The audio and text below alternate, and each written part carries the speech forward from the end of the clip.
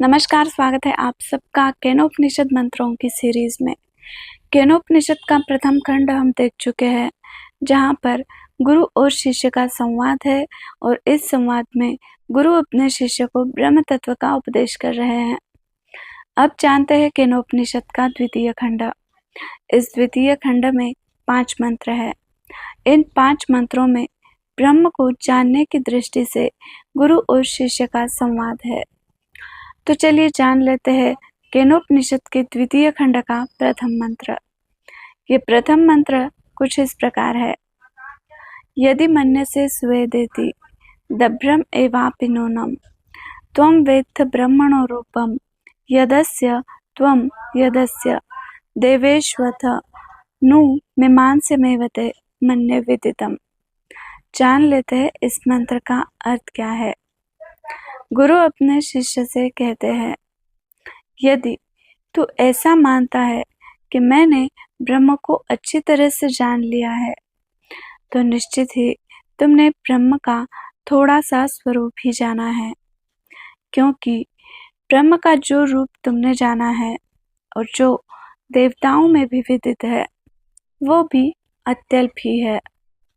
इसीलिए अगर तुम ऐसा मानते हो कि मैंने ब्रह्म को जान लिया है, तो निश्चित ही तुमने थोड़ा सा अंश ही जाना है। इसीलिए ब्रह्म अभी तुम्हारे लिए विचारणीय है, मीमांसा योग्य है। अब गुरु के ऐसा कहने पर शिष्य विचार करता है, मीमांसा करता है और फिर गुरु से कहता है, मन्ये विदितम्, मैंने ब्रह्म को जान लिया ऐसा समझता हूँ। तो दोस्तों, प्रथम खंड में जो गुरु अपने शिष्य से कह रहे थे कि तदेव ब्रह्म त्वं विद्धि, तदेव ब्रह्म त्वं विद्धि, ऐसा बार बार कहने पर शिष्य कहीं ऐसा ना समझ ले कि हाँ, मैंने ब्रह्म को जान लिया है।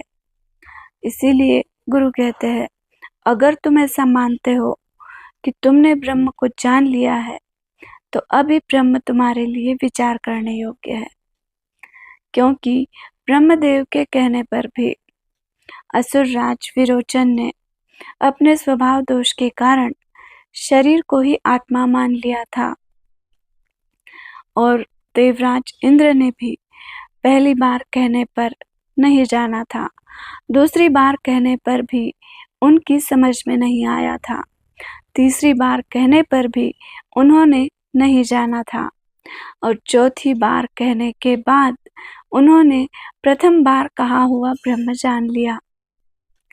और वैसे भी दैनंदिन रूप में भी हम देखते हैं कि एक ही कक्षा में बैठे हुए छात्र गुरु का पढ़ाया हुआ कुछ छात्र अच्छे से ग्रहण कर पाते हैं, कुछ छात्र थोड़ा सा ग्रहण कर पाते हैं।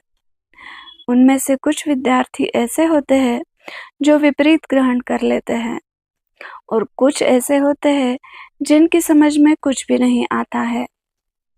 इसीलिए गुरु अपने शिष्य से कहते हैं कि मेरे उपदेश करने पर अगर तुम ऐसा मान लेते हो कि मैंने ब्रह्म को जान लिया है, तो निश्चित ही तुमने ब्रह्म का थोड़ा सा अंश ही जाना है। इसीलिए ब्रह्म अभी तुम्हारे लिए विचारणीय है।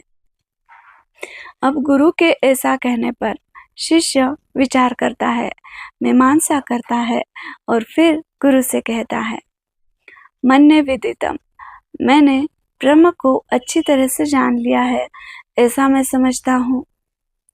अब शिष्य ने किस प्रकार से ब्रह्म को जाना है, ये जानेंगे अगली वीडियो में।